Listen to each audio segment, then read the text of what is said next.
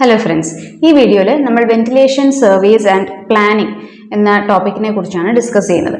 എന്താണ് ventilation survey? നമ്മൾ exist ചെയ്യുന്ന ഒരു മൈനിന്റെ വെന്റിലേഷൻ സിസ്റ്റം അഡിക്വേറ്റ് ആണോ എന്ന് കണ്ടുപിടിക്കുന്നത് എങ്ങനെയാണ്? ആ ഒരു പർട്ടിക്കുലർ മൈൻഡ് എല്ലാ ലെവൽസിലും എല്ലാ ഏരിയാസിലും ആവശ്യത്തിന് എയർ എത്തുന്നുണ്ടോ, ആ എയറിൻ്റെ ടെമ്പറേച്ചർ, പ്രഷർ, എയർ വെലോസിറ്റി ഇതെല്ലാം കംഫർട്ടബിൾ ആയിട്ടുള്ള വർക്കിംഗ് കണ്ടീഷൻസ് ക്രിയേറ്റ് ചെയ്യുന്നുണ്ടോ, അല്ലെങ്കിൽ അവിടെ ഏതെങ്കിലും ഒരു പർട്ടിക്കുലർ ലെവലിൽ പോയിസണസ് ആയിട്ടുള്ള ഗ്യാസസ് അക്യൂമുലേറ്റ് ചെയ്യുന്നുണ്ടോ, ഇതെല്ലാം നമ്മൾ പല ടെസ്റ്റിംഗ് മെത്തേഡ്സ് വെച്ച് കണ്ടുപിടിക്കുന്നതിനെയാണ് നമ്മൾ വെന്റിലേഷൻ സർവേ എന്ന് പറയുന്നത്.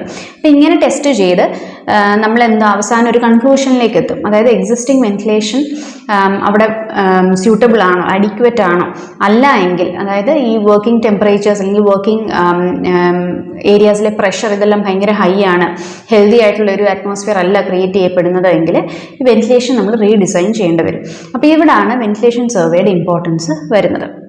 The adequacy of mine ventilation is judged from the volume and quality of air reaching the various districts of the mine. മൈൻ്റെ എല്ലാ ഡിസ്ട്രിക്ട്സിലും ആവശ്യത്തിന് എയറും അതിൻ്റെ ക്വാണ്ടിറ്റി ഒക്കെ എത്തുന്നുണ്ടോ എന്ന് ചെക്ക് ചെയ്യണം. For designing an efficient air distribution system, knowledge of pressure laws in the airways traversed by the air is necessary. അപ്പോൾ ഈ പല ഏരിയാസിൽ കൂടെ ഈ നമ്മുടെ എയർ ഇൻടേക്ക് ചെയ്ത എയർ മൂവ് ചെയ്യുന്നതോറും അതിന് പ്രഷർ ലോസ് സംഭവിക്കുന്നുണ്ട്, ടെമ്പറേച്ചർ ചേഞ്ചസ് വരും, അതിലെ പോയിസണസ് ഗ്യാസസിൻ്റെ കോൺസെൻട്രേഷൻ കൂടും. അപ്പോൾ ഇതെല്ലാം നമ്മൾ ചെക്ക് ചെയ്തിട്ടാണ് അഡിക്വേറ്റ് ആണോ വെന്റിലേഷൻ സിസ്റ്റം എന്ന് തീരുമാനിക്കുന്നത്.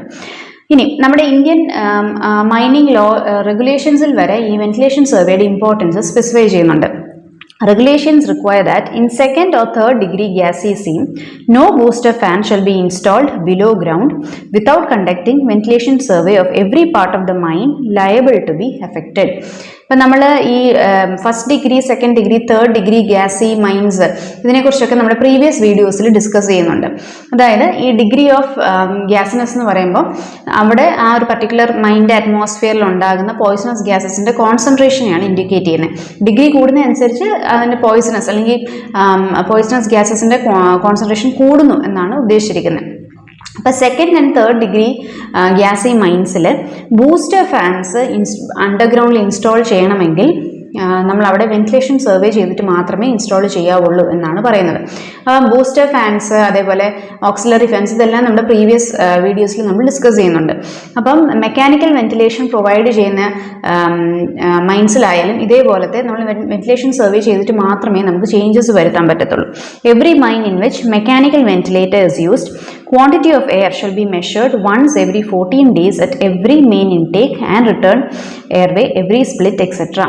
അതായത് മെക്കാനിക്കൽ വെന്റിലേഷൻ ഇൻസ്റ്റാൾ ചെയ്ത് മൈൻസിൽ ഓരോ 14 ദിവസം കൂടുമ്പോഴും നമ്മൾ എല്ലായിടത്തും, അതായത് നമ്മൾ എയർ സ്പ്ലിറ്റിങ്ങിനെ കുറിച്ച് പഠിച്ചിട്ടുണ്ട്, റിട്ടേൺ ആൻഡ് ഇൻടേക്ക് എയർവേസിനെ കുറിച്ച് ഡിസ്കസ് ചെയ്തിട്ടുണ്ട്. അപ്പോൾ ഇത് സ്റ്റാർട്ട് ചെയ്യുന്നിടത്ത്, എൻഡ് ചെയ്യുന്നിടത്ത്, എയർ സ്പ്ലിറ്റിംഗ് സ്റ്റാർട്ട് ചെയ്യുന്ന പോർഷൻസിൽ ഇവിടെ എല്ലാം നമ്മൾ ഓരോ 14 ദിവസം കൂടുമ്പോഴും വെന്റിലേഷൻ സർവേ ചെയ്യണം എന്നാണ് പറയുന്നത്.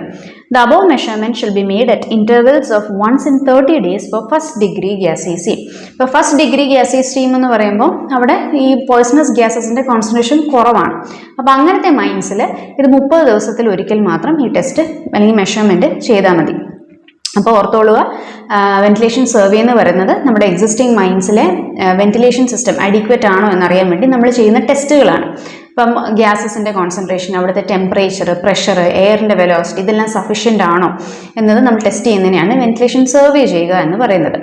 ഇനി നമ്മുടെ ഇന്ത്യൻ റെഗുലേഷൻസിൽ ഈ വെന്റിലേഷൻ സർവേയുടെ ഇമ്പോർട്ടൻസ് സ്പെസിഫൈ ചെയ്യുന്നത് ഇങ്ങനെയൊക്കെയാണ്. അതായത് ഫസ്റ്റ് ഡിഗ്രി ഗ്യാസി മൈൻസ് ആണ് എങ്കിലും 30 ദിവസം കൂടുമ്പോൾ നമ്മൾ വെന്റിലേഷൻ സർവേ ചെയ്യണം. ഇനിയും second and third degree gassy seams ആണ് എങ്കിൽ നമ്മൾ 14 ദിവസം കൂടുമ്പോൾ മെക്കാനിക്കൽ വെന്റിലേഷൻ ഇൻസ്റ്റാൾ ചെയ്ത മൈൻസിൽ 14 ദിവസം കൂടുമ്പോൾ ഈ ഇൻടേക്കിൻ്റെ, മെയിൻ ഇൻടേക്കിൻ്റെ, അതേപോലെ റിട്ടേൺ എയർവേയുടെ അവിടെ ചെക്ക് ചെയ്യണം. എയർ സ്പ്ലിറ്റിംഗ് നടക്കുന്നിടത്തൊക്കെ ചെക്ക് ചെയ്യണം. അതേപോലെ ബൂസ്റ്റർ ഫാൻസ് ഇൻസ്റ്റാൾ ചെയ്യണമെങ്കിൽ, അണ്ടർഗ്രൗണ്ട് ഇൻസ്റ്റാൾ ചെയ്യണമെങ്കിലും അവിടെ നമ്മൾ വെന്റിലേഷൻ സർവേ ചെയ്തതിന് ശേഷം മാത്രമേ ഇൻസ്റ്റാൾ ചെയ്യാവുള്ളൂ എന്നാണ് പറയുന്നത്. ഇനി നമ്മുടെ വെന്റിലേഷൻ സർവേയുടെ കോമ്പണൻസ് എന്തൊക്കെയാണെന്ന് നോക്കാം. Quantity survey, pressure survey and qualitative survey. Quantity സർവേയിൽ നമ്മൾ എന്താ ചെയ്യുന്നതെന്ന് വെച്ചാൽ എയർ വെലോസിറ്റി, അതേപോലെ quantity of air flowing in different parts of the mine ഇതൊക്കെയാണ് ടെസ്റ്റ് ചെയ്യുന്നത്. ഇപ്പോൾ എയർ വെലോസിറ്റി നമുക്കറിയാം, മൈൻസിൽ കൂടെ മൂവ് ചെയ്യുന്ന എയർ വെലോസിറ്റി വെലോസിറ്റി അത് നമ്മൾ കഴിഞ്ഞ ക്ലാസ് വീഡിയോസിലൊക്കെ ഡിസ്കസ് ചെയ്തിട്ടുള്ളത്. അപ്പോൾ ഇത് ചെക്ക് ചെയ്യുന്നു. അതേപോലെ quantity of air, quantity of air കണ്ടുപിടിക്കാനുള്ള ഒരു ഇക്വേഷൻ നമ്മൾ കഴിഞ്ഞ ഒരു വീഡിയോയിൽ ഡിസ്കസ് ചെയ്തായിരുന്നു. അതായത് area of cross section of the airway into velocity of air ചെയ്യുമ്പോൾ നമുക്ക് ക്വാണ്ടിറ്റി ഓഫ് എയർ കിട്ടും. അപ്പോൾ ഇതെല്ലാം കണ്ടുപിടിക്കുന്നതാണ് ക്വാണ്ടിറ്റി സർവേയിൽ വരുന്നത്. പ്രഷർ സർവേയിൽ we measure the pressure drop from point to point and the stretches having unusually high pressure drop. അപ്പം നമ്മൾ ഇൻടേക്കിൽ കൂടെ നമ്മൾ ഫ്രഷ് എയർ എടുത്ത് അത് ഈ മൈൻസിൽ കൂടെ മൂവ് ചെയ്യുന്നതോറും ഇതിൽ പ്രഷർ ഡ്രോപ്പ് സംഭവിക്കും. ടെമ്പറേച്ചർ ചേഞ്ചസ് വരും, അങ്ങനെ പല ചേഞ്ചസ് വരുന്നുണ്ട്. ഈ പ്രഷർ ഡ്രോപ്പ് ഓരോ പോയിന്റിലെ മെഷർ ചെയ്യുന്നതിനെയാണ് നമ്മൾ ഈ പ്രഷർ സർവേ എന്ന് പറയുന്നത്. ഇപ്പോൾ വെന്റിലേറ്റിംഗ് പ്രഷർ എന്ന് പറഞ്ഞൊരു ടേമും നമ്മൾ മുന്നത്തെ വീഡിയോസിൽ പഠിക്കുന്നുണ്ട്. ഇപ്പോൾ പ്രോപ്പറായിട്ട് അല്ലെങ്കിൽ ആവശ്യത്തിന് പ്രഷർ വെന്റിലേറ്റിംഗ് പ്രഷർ ഇല്ല എങ്കിൽ പ്രോപ്പറായിട്ടുള്ള എയർ ഫ്ലോ മൈൻസിൽ കൂടെ നടക്കത്തില്ല. ഇനി ക്വാളിറ്റേറ്റീവ് സർവേയിൽ we measure the firedamp content in different strategic points in the mine and chemical analysis of the air samples. അപ്പോൾ ഇവിടെ ഈ ക്വാളിറ്റേറ്റീവ് സർവേയിൽ നമ്മൾ എയർ ക്വാളിറ്റിയാണ് ചെക്ക് ചെയ്യുന്നത്. മെയിൻലി ഫയർ ഡാമ്പിൻ്റെ കണ്ടന്റ് ആണ് ചെക്ക് ചെയ്യുന്നത്. ഫയർ ഡാമ്പ് എന്താണെന്നുള്ളത് നമ്മൾ നമ്മുടെ മുന്നത്തെ വീഡിയോസിൽ ഡിസ്കസ് ചെയ്യുന്നുണ്ട്. അപ്പം ഫയർ ഡാമ്പിൻ്റെ കോൺസെൻട്രേഷൻ ആണ് ഇവിടെ മെയിനായിട്ടും ചെക്ക് ചെയ്യുന്നത്. ഈ fire damp content in return air exceeds 0.75%, ventilation is considered inadequate. അപ്പോൾ ഇങ്ങനെ ഗ്യാസസിൻ്റെ കോൺസെൻട്രേഷൻ ടെസ്റ്റ് ചെയ്തിട്ട് അതിൻ്റെ റിസൾട്ട്സ് വെച്ച് നമ്മൾ വെന്റിലേഷൻ എഡിക്വറ്റ് ആണോ അല്ലയോ എന്നുള്ളതും ചെക്ക് ചെയ്യുന്നു. ഇനി നമ്മൾ വെന്റിലേഷൻ സർവേയിൽ ഓരോ കോമ്പണൻറ്റും അല്ലെങ്കിൽ ഓരോ ഫീച്ചറും മെഷർ ചെയ്യാനായിട്ട് യൂസ് ചെയ്യുന്ന ഇൻസ്ട്രുമെൻറ്റ്സ് ഏതാണെന്നുള്ളതുകൂടെ അറിഞ്ഞിരിക്കണം. ടെമ്പറേച്ചർ നമ്മൾ മെഷർ ചെയ്യുന്ന തെർമോമീറ്റേഴ്സ് യൂസ് ചെയ്തിട്ടാണ്. പ്രഷർ മെഷർ ചെയ്യാൻ ബാരോമീറ്റർ, വാട്ടർ ഗേജ് ഒക്കെ യൂസ് ചെയ്യുന്നു. റിലേറ്റീവ് ഹ്യൂമിഡിറ്റി മെഷർ ചെയ്യാൻ ഹൈഗ്രോമീറ്റർ ആണ് യൂസ് ചെയ്യുന്നത്. കൂളിംഗ് പവർ, അതായത് നമ്മുടെ മൈൻസിൽ കൂടെ മൂവ് ചെയ്യുന്ന വെന്റിലേറ്റിംഗ് എയറിൻ്റെ കൂളിംഗ് പവറാണ് ഇവിടെ ഉദ്ദേശിച്ചിരിക്കുന്നത്. ആ കൂളിംഗ് പവർ മെഷർ ചെയ്യാൻ കാറ്റ തെർമോമീറ്റർ യൂസ് ചെയ്യാം. എയർ വെലോസിറ്റി മെഷർ ചെയ്യാൻ സ്മോക്ക് മെത്തേഡ്, അനിമോമീറ്റർ ഒക്കെ യൂസ് ചെയ്യാം. പെർസെൻറ്റേജ് ഓഫ് ഗ്യാസസ്, അതായത് ആ പർട്ടിക്കുലർ മൈൻ ഗ്യാസിൽ ഓരോ ടൈപ്പ് പോയ്സണസ് ഗ്യാസസിൻ്റെ കോൺസെൻട്രേഷൻസ് ഒക്കെ കണ്ടുപിടിക്കണമെങ്കിൽ ഗ്യാസ് ഡിറ്റക്ടേഴ്സ് യൂസ് ചെയ്യും. അപ്പോൾ ഇവിടെ അല്ലെങ്കിൽ ഓരോ ഫീച്ചറും മെഷർ ചെയ്യാൻ യൂസ് ചെയ്യുന്ന ഇൻസ്ട്രുമെൻറ്റ്സ് ഏതൊക്കെയാണെന്നുള്ളത് ഇമ്പോർട്ടൻ്റ് ആയിട്ട് അറിഞ്ഞിരിക്കണം. ഇനി നമുക്ക് പഠിക്കാനുള്ളത് മെഷർമെൻറ്റ് ഓഫ് വെന്റിലേറ്റിംഗ് പ്രഷറിനെ കുറിച്ച്. ഇപ്പോൾ നേരത്തെ നമ്മൾ പറഞ്ഞ ഫീച്ചേഴ്സിൽ ഇമ്പോർട്ടൻ്റ് ആയിട്ട് നമുക്ക് ഫോക്കസ് ചെയ്ത് പഠിക്കാനുള്ളത് വെന്റിലേറ്റിംഗ് പ്രഷർ മെഷർ ചെയ്യാനുള്ള ഇൻസ്ട്രുമെൻറ്റ്സും അതേപോലെ എയർ വെലോസിറ്റി മെഷർ ചെയ്യാനുള്ള ഇൻസ്ട്രുമെൻറ്റ്സിനെ കുറിച്ചാണ്. അപ്പോൾ ആദ്യം വെന്റിലേറ്റിംഗ് പ്രഷർ മെഷർ ചെയ്യാൻ നമ്മൾ ബാരോമീറ്റേഴ്സ് യൂസ് ചെയ്യുമെന്ന് പറഞ്ഞില്ല. അപ്പോൾ അതിൻ്റെ ഒരു ടൈപ്പാണ് 14 ബാരോമീറ്റർ. ഈ ഫിഗറിൽ കാണുന്നതാണ് 14 ബാരോമീറ്റർ. ഇവിടെ നമ്മൾ മെർക്കുറിയാണ് പ്രഷർ മെഷർ ചെയ്യാനായിട്ട് യൂസ് ചെയ്യുന്ന ലിക്വിഡ്. മുകളിൽ നമുക്ക് ഒരു വെർനിയർ സ്കെയിലോടുള്ള ഒരു മെഷറിംഗ് സ്കെയിലും ഉണ്ട്. 14 barometer is a type of mercury barometer that precisely measures atmospheric pressure. Any change in the pressure is accompanied by an immediate change in the level of mercury in the glass tube. അപ്പോൾ ഇതൊരു portable ആയിട്ടുള്ള ഒരു pressure measuring device ആണ്. ഇതിൽ ഈ മെർക്കുറിയുടെ level വെച്ചിട്ട് നമുക്ക് pressure ഈ മുകളിലുള്ള ഗ്രാജുവേറ്റഡ് സ്കെയിലുണ്ട്, അതിൽ വെർനിയർ സ്കെയിലുണ്ട്, അങ്ങനെ ആക്യുറേറ്റ് ആയിട്ടുള്ള മെഷർമെൻറ്റ് നമുക്ക് അത് വെച്ച് എടുക്കാം. It allows mercury level in the system to be set to 0. This makes the reading more accurate. അപ്പം 14 ബാരോമീറ്റർ നമ്മൾ പ്രഷർ മെഷർ ചെയ്യാൻ യൂസ് ചെയ്യുന്നതാണെന്നുള്ളത് ഓർത്തിരിക്കുക. ഈ മറ്റൊരു ടൈപ്പ് ബാരോമീറ്റർ ആണ് ആനറോയിഡ് ബാരോമീറ്റർ. ആനറോയിഡ് ബാരോമീറ്റർ എന്ന് പറയുമ്പോൾ ഇതിൽ നമ്മൾ ലിക്വിഡ് യൂസ് ചെയ്യുന്നില്ല, പകരം ഇവിടെ ഒരു കോയിലുണ്ട്. It has a corrugated metal box. ഈ മെറ്റൽ ബോക്സിനുള്ളിൽ പാർഷ്യലി ഇവാക്യുവേറ്റഡ് ആയിരിക്കും. അപ്പോൾ ഇവിടെ ഇതിൻ്റെ പ്രത്യേകത എന്താണെന്ന് വെച്ചാൽ ഈ പ്രഷറിൽ വ്യത്യാസം വരുന്നതനുസരിച്ച് ഈ ബോക്സ് വലുതാവുകയും ഈ കൊറുഗേറ്റഡ് ബോക്സ് വലുതാവുകയും ചെറുതാവുകയും ചെയ്യും. It works on the principle of boils law. ഇപ്പോൾ ബോയിൽസ് ലോ എന്താണ്? It States that at A constant temperature and amount of gas, the pressure of a gas is inversely proportional to its volume. അതായത് pressure മാറുന്നതനുസരിച്ച് വോളിയത്തിലും change ഉണ്ടാകുന്നു. As volume increases pressure decreases. അപ്പം നമ്മൾ ഈ pressure measure ചെയ്യാനായിട്ട് മൈൻസിനുള്ളിൽ ഈ device place ചെയ്യും തോറും ഓരോ പോയിന്റ് ടു പോയിന്റ് മൂവ് ചെയ്യുമ്പോൾ പ്രഷർ വേരിയേഷൻ അനുസരിച്ച് ഈ ബോക്സിന് വോളിയം ചേഞ്ച് ഉണ്ടാവും. അതനുസരിച്ച് ബോക്സിന് എത്ര വോളിയം ചേഞ്ച് ഉണ്ടാവുന്നു ഈ മെറ്റൽ സ്പ്രിങ്ങിൻ്റെയും ലിവറിൻ്റെയും പോയിന്ററിൻ്റെയും ഒക്കെ ഹെൽപ്പോട് കൂടി ഈ പോയിന്റർ നമ്മുടെ ഈ ഒരു സ്കെയിലിൽ ആ മെഷർമെൻറ്റ് വ്യത്യാസം ഇൻഡിക്കേറ്റ് ചെയ്യും in terms of pressure difference. അപ്പം അങ്ങനെയാണ് ഈ ആനറോയിഡ് ബാരോമീറ്റേഴ്സ് വർക്ക് ചെയ്യുന്നത്. ഇപ്പോൾ ആനറോയിഡ് ബാരോമീറ്റേഴ്സിൽ നമ്മൾ ലിക്വിഡ്, നേരത്തെ നമ്മൾ 14 ബാരോമീറ്ററിൽ മെർക്കുറി യൂസ് ചെയ്യുമെന്ന് പറഞ്ഞില്ല, ഇവിടെ നമ്മൾ ലിക്വിഡ് ഒന്നും യൂസ് ചെയ്യുന്നില്ല, പകരം ഈ ബോയിൽസ് ലോ പ്രകാരമാണ് ആനറോയിഡ് ബാരോമീറ്റേഴ്സ് വർക്ക് ചെയ്യുന്നത്.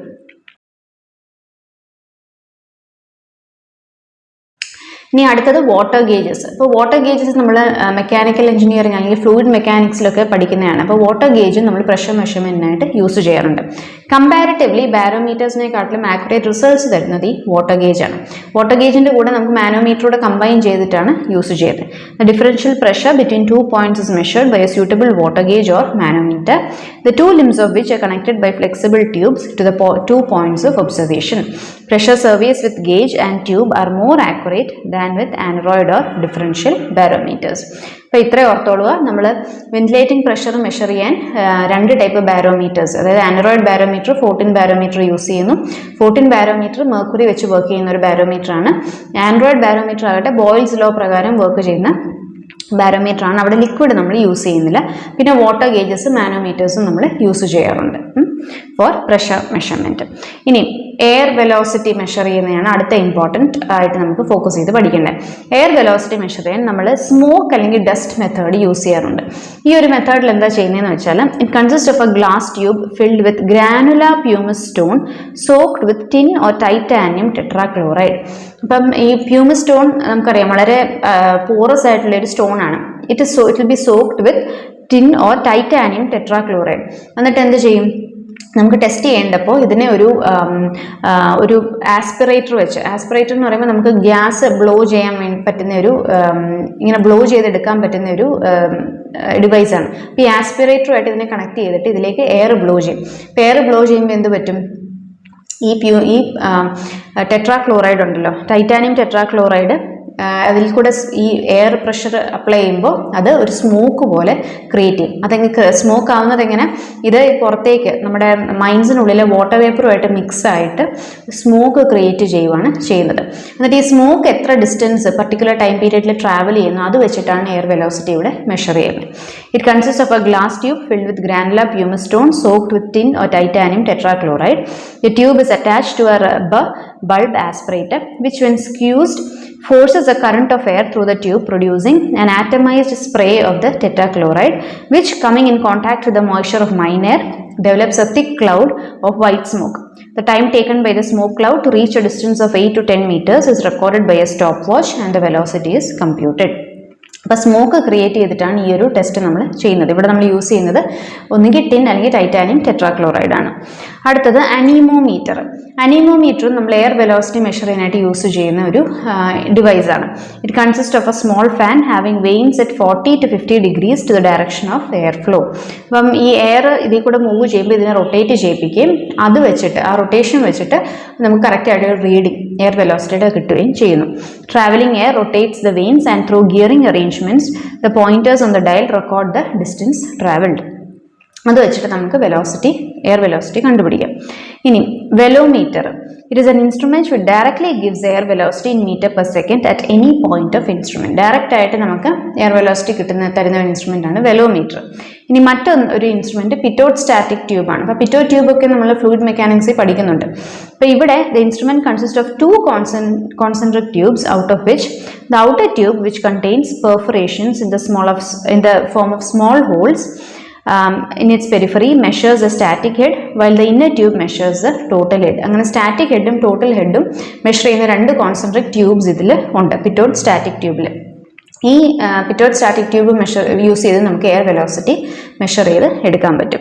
അപ്പോൾ ഇത്രയാണ് നമുക്ക് ഇമ്പോർട്ടൻ്റ് ആയിട്ട് ഫോക്കസ് ചെയ്ത് പഠിക്കേണ്ടത്. നമ്മൾ വെന്റിലേഷൻ സർവേ എന്താണെന്ന് പറഞ്ഞു, സർവേയിൽ നമ്മൾ എന്തൊക്കെ കണ്ടുപിടിക്കും എന്നത് പറഞ്ഞു, അതിൻ്റെ ഇമ്പോർട്ടൻസ് ഡിസ്കസ് ചെയ്തു. അപ്പോൾ ഇവിടെ നമുക്ക് പഠിക്കാനുള്ളത് വെന്റിലേറ്റിംഗ് പ്രഷർ മെഷർ ചെയ്യാനുള്ള ഇൻസ്ട്രുമെൻസും അതേപോലെ എയർ വെലോസിറ്റി മെഷർ ചെയ്യാനുള്ള ഇൻസ്ട്രുമെൻസുമാണ്.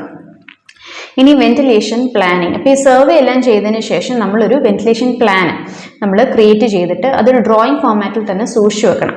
കാരണം ventilation plans are prepared based on the latest ventilation surveys and are essential for giving a comprehensive picture of the mine air distribution system with the direction and the amount of flow in various branches and circuits. ഇപ്പോൾ ഈ ventilation ഓരോ ബ്രാഞ്ചിലേക്ക് എങ്ങനെയാണ് പോകുന്നത്, അതിൻ്റെ intake എവിടെ വരുന്നു, return എവിടെ വരുന്നു, ഇതെല്ലാം പ്രോപ്പറായിട്ട് ലേ ഔട്ട് ചെയ്ത് വെച്ചിരിക്കണം. Indicating leakage or recirculation of air, എവിടെയെങ്കിലും ലീക്കേജസ് ഉണ്ടോ അല്ലെങ്കിൽ റീസർക്കുലേറ്റ് ചെയ്യപ്പെടുന്നുണ്ടോ, ഇതെല്ലാം അറിയണമെങ്കിൽ പ്രോപ്പറായിട്ട് നമ്മൾ ഈ ഒരു വെന്റിലേഷൻ പ്ലാൻ വരച്ചിട്ടിരിക്കണം. Indicating the efficiency of the various ventilation control devices, indicate possible ventilation control measures in the event of emergency. ഒരു എമർജൻസി ഫയർ സിറ്റുവേഷൻ വരുന്നു, അല്ലെങ്കിൽ ബ്ലാസ്റ്റിംഗ് നടന്നു, അപ്പം എക്സ്പ്ലോസീവ് യൂസ് ചെയ്തു, അല്ലെങ്കിൽ കോൾ ഡസ്റ്റ് തന്നെ പൊട്ടിത്തെറിച്ചു, മീഥേൻ ബേസ്റ്റ് ഉണ്ടായി. അപ്പം ഇങ്ങനത്തെ സിറ്റുവേഷൻസ് വരുമ്പോൾ എങ്ങനെ അതിനെ എഫക്റ്റീവായിട്ട് നമുക്ക് കൺട്രോൾ ചെയ്യാൻ പറ്റും എന്നത് ഈ വെന്റിലേഷൻ പ്ലാനിനെ ബേസ് ചെയ്തിരിക്കും. Indicating the effect of introducing new Airways, installation of fans etcetera in the event of reorganisation of ventilation system. അപ്പോൾ ഇവിടെ ഇങ്ങനെയാണ് വെന്റിലേഷൻ പ്ലാനിൻ്റെ ഇമ്പോർട്ടൻസ് വരുന്നത്. അപ്പോൾ ഇതോടുകൂടി ഈ ഒരു വീഡിയോ നമ്മൾ വൈൻഡപ്പ് ചെയ്യുകയാണ്. അപ്പോൾ നമ്മൾ ഡിസ്കസ് ചെയ്തത് വെന്റിലേഷൻ സർവേ ആയിരുന്നു, അത് കഴിഞ്ഞ് വെന്റിലേഷൻ പ്ലാനിങ്. അതിൽ നമ്മൾ ഈ സർവേ റിസൾട്ട്സ് വെച്ചിട്ട് ഒരു പ്രോപ്പർ പ്ലാൻ ക്രിയേറ്റ് ചെയ്യുന്നതിൻ്റെ ഇമ്പോർട്ടൻസ് ആയിരുന്നു പറഞ്ഞത്. എന്നിട്ട് അത് വെച്ചിട്ട് നമുക്ക് എന്തൊക്കെ വെന്റിലേഷൻ പ്ലാൻ ക്രിയേറ്റ് ചെയ്ത് കഴിഞ്ഞാൽ അതിൽ നിന്ന് നമുക്ക് ഇപ്പം പുതിയ വെന്റിലേഷൻ സിസ്റ്റം ഇൻട്രൊഡ്യൂസ് ചെയ്യണം, അല്ലെങ്കിൽ പുതിയ ഫാൻസ് ഇൻസ്റ്റാൾ ചെയ്യണം, ഇതെല്ലാം ഈ പ്രോപ്പർ വെന്റിലേഷൻ പ്ലാനിൽ ഉണ്ടെങ്കിൽ നമുക്ക് ഈസി ആയിട്ട് തന്നെ ചെയ്യാൻ പറ്റും എന്നാണ് പറയുന്നത്. അപ്പോൾ അടുത്ത ടോപ്പിക്കുമായിട്ട് അടുത്ത വീഡിയോയിൽ കാണാം. Thank you.